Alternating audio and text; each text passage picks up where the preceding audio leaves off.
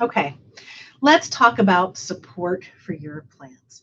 Depending on what you plan on growing, you may want to include a support method into your container.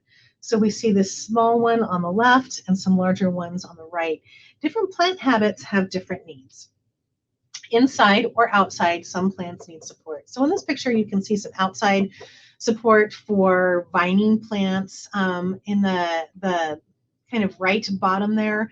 Even though it's not a vining flower that's growing up, it's a flower that gets very tall and top heavy, so it needs support. So these are all kinds of things to think about. In this picture, you can see tomatoes in a tomato cage. And the key with this is that there's enough room to easily pick the fruit. So make sure that your support system allows you to do what you need to do with that plant. You can create something really elaborate. You can make something really simple. You can buy a pre-made system.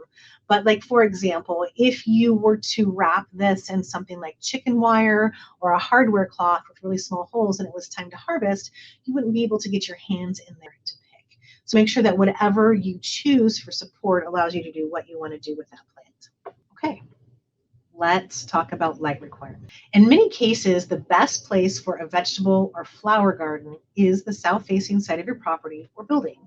But the east or west-facing sides can work also, and for some plants may even be preferable. The great part of containers is that you can move your plants to achieve the ideal sun exposure for your location. So what you're trying to grow will determine the amount of light your containers will need. If you're trying to grow fruiting plants like tomatoes, they will have a much higher light requirement than a plant that is adapted to shade and grown for its leaves, like coleus. So both with fruit and with flowering ornamental plants, think fruit needs sun, heavy flower needs sun. So in order to get those constantly blooming bright flowers, or in order to get great volumes of fruit or vegetables, because they do come from the flowers, right? They are going to need more sun than something like a carrot that doesn't really have a flower bloom until after it grows, or a shade plant or a leaf-based plant with not a lot of bloom like the coleus. So generally speaking, that's kind of how you would gauge those things. Each and every plant has a specific lighting need for its potential best growth. And I don't know them all, and I'm definitely not going to go into and break that down for individual varieties. I'm just going to give some general information in terms to help you research what you may need for what you may grow. There are approximately 11 hours of sunshine in Reno in May and 15 in June. And that's something that you can look up on Google no matter where you are.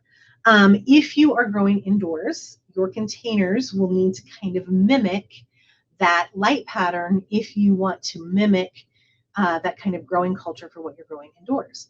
So many grow lights are labeled as full spectrum, meaning they emit light across the full color spectrum, including not only the blue or the red lights, but also enough green light for the overall output to look like natural light to the human eye.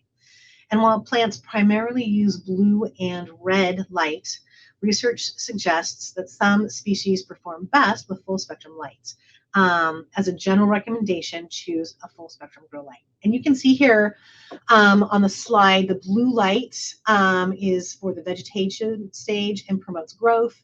So it's great for when the plants are starting to grow, for seedlings, or if you have like a non-flowering plant that you just want to grow. And then the red light is good for the flower stage of the plant and also the fruiting stage of the plant.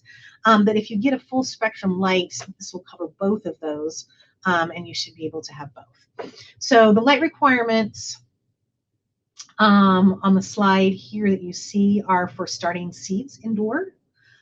So keep that in mind. This isn't for everything that you may be growing, but generally speaking, plants need 6 to 8 hours of direct sunlight. So if you need supplement, you can use that as a baseline, but do the research on what you're growing and again, the needs of what you're growing. Is it just for something ornamental to look at? Is it a non-flowering plant? Is it a fruiting plant? Is it a plant you want to harvest and eat?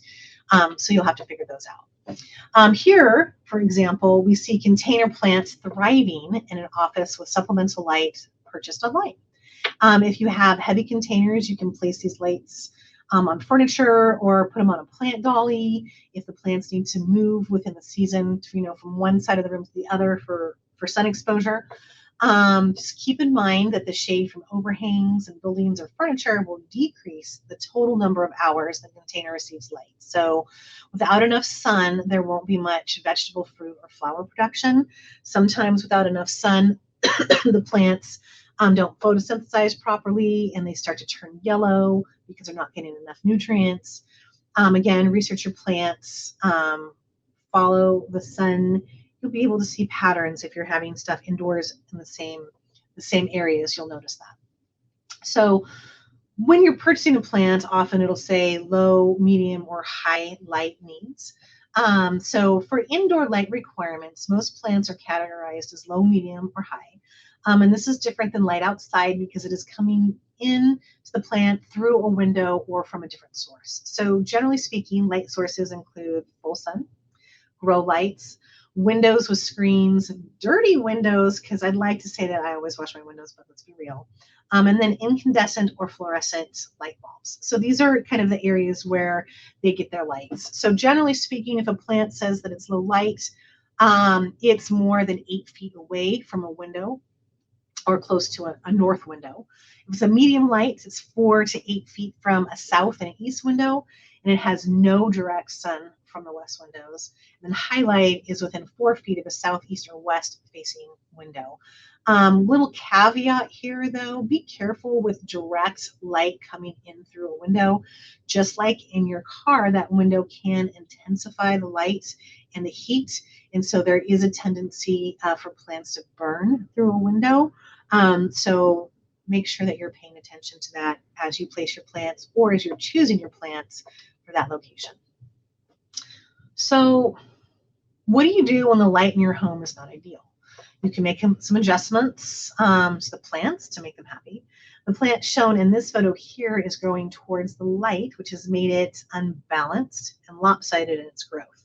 This plant definitely would have done better if it had been rotated over time. So maybe every week when you water it, you rotate it. Maybe you have a plan to switch your plants once a month, once a week, something like that. But rotating between low and high light areas is really helpful. You can turn the plant so that all sides get maximum light, so it grows more balanced. Sometimes it's simple as reducing water to slow the growth down, or reducing fertilizer to, again, slow the growth down. It's important to keep air temperatures cool. Plants grow more quickly in warmer temperatures, and they can get leggy reaching for that light. And again, you also might want to provide supplemental lighting. If you have a plant that you love during summer but doesn't do well in the winter, you can add a couple hours of light, like that example we saw in that office, to keep the plant bright.